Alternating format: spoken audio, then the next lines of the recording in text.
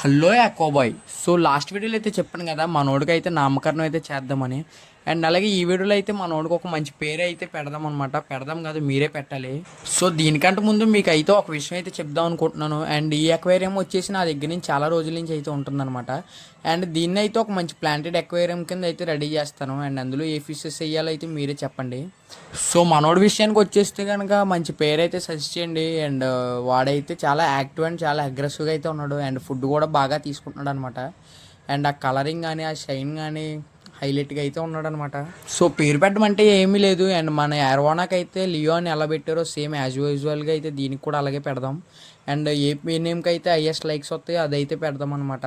So మీ అందరికీ మనోడి గురించి అయితే ఒక పెద్ద విషయం అయితే చెప్పాలన్నమాట. అదేంటంటే వీడియో చూసిపోకుండా ఒక లైక్ అయితే కొట్టమని అయితే మన రెడ్ టైల్ క్యాట్ ఫిష్ అయితే చెప్పాడు అనమాట.